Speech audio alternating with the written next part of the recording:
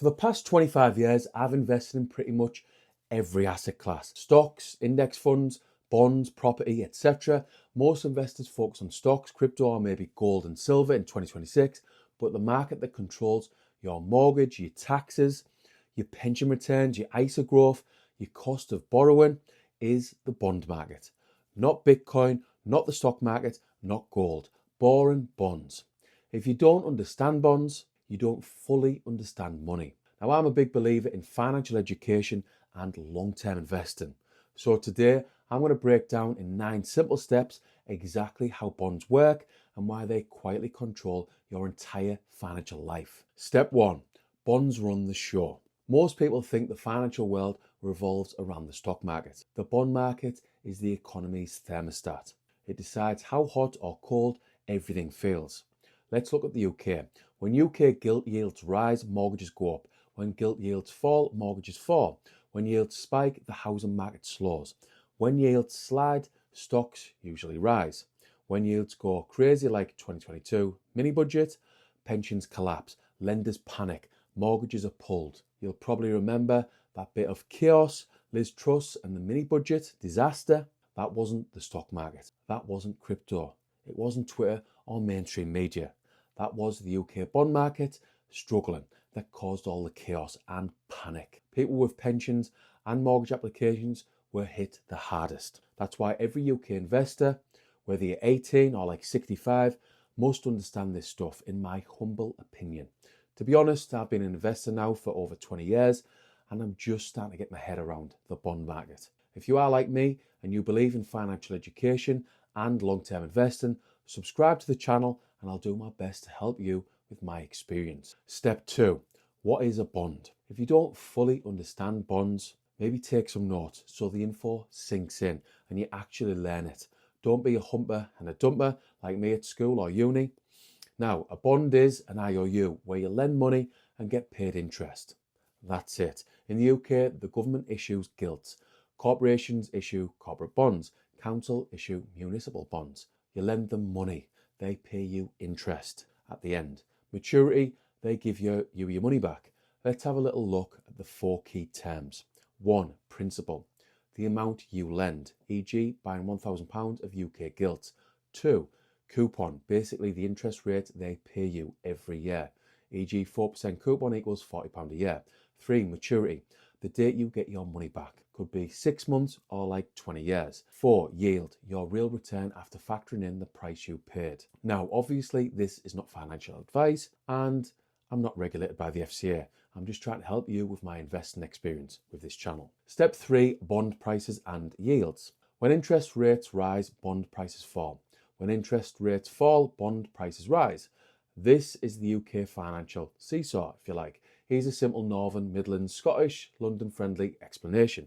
If you have an old bond paying 4%, but new bonds now pay like 6%, nobody wants your bonds. It's worse, so the price drops. If the Bank of England cuts rates and new bonds only pay 2%, your 4% bond is suddenly really good, so the price rises. This one rule moves the stock market, moves mortgage rates, moves credit card rates, moves business loans, moves the pound, moves pension fund performance, moves the entire UK economy. This one mechanism is behind the mortgage chaos of 2023 and 2024 here in the UK. Most people missed it, but you won't going forward because of this video. Step 4, why UK investors must understand this. After 25 years of investing, this is my honest observation. The people who get rich in the UK didn't just invest. They understood how money actually works, how it moves, because the ripple effects of bonds hit you directly. Your mortgage. Mortgage rates track UK gilt yields, especially the 10-year gilt. If yields rise 1%, your monthly payment could rise by like £200 or even like £300, £400. Your pension. When gilt yields spike, pension funds take losses. When yields fall, pension values rise. That's why your pension dropped even when the FTSE didn't. Your ISA returns. If bonds pay 5% risk-free, many people ditch stocks. Then the FTSE drops.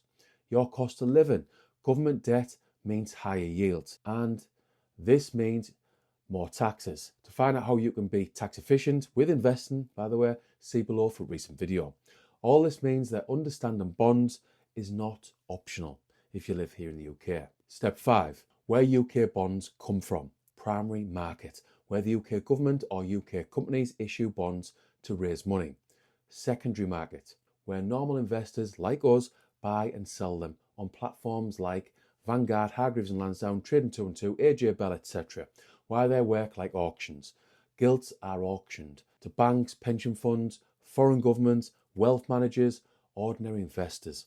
The demand at auction sets the yield, and the yield controls your mortgage, your ISA returns, pension, house prices, investment strategy, and honestly, your financial stress levels. I'd like to say to you that I'm a stress-free investor with loads of experience, but literally I've always been stressed and anxious about money.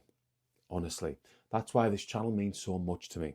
I want to get financial freedom ASAP, and I want to help you do the same. Step 6. How Gilts set UK mortgage rates.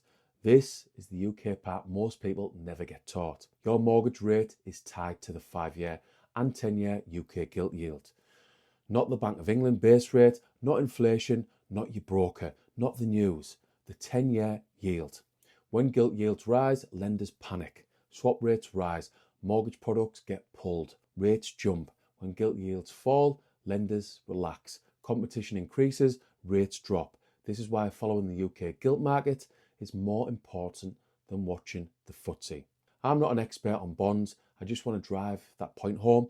I'm just trying to keep up to date with what's actually going on in the UK and in the global economy to help me as an investor and you as an investor. Step 7. Bonds versus stocks. Bonds equals lending, stocks equals ownership. Bonds equals karma, stocks equals emotional rollercoaster. Bonds equals safer, stocks equals higher growth. The gap between them is the equity risk premium. For UK early retirement planning, this matters. When gilt yields are low, stocks become more attractive. When gilt yields rise, stocks fall because investors switch to safer returns. This completely changes how your ISA, SIP, pension and property behave. Step 8. Debt, taxes and why bonds predict the UK's future. We're running deficits, refinancing debt at higher rates and paying more in interest than ever before. This leads to higher taxes, budget cuts, NHS strain, less spending for the armed forces, lower public spending, higher borrowing costs for ordinary people. Understanding the bond market isn't about being clever.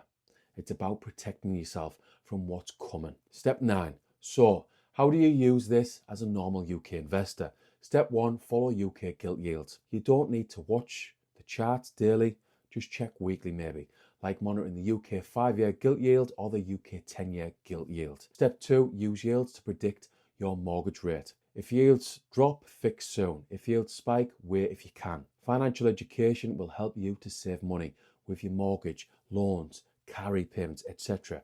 Then you can save more and invest more. Anyway, step 3. Adjust your ISA strategy.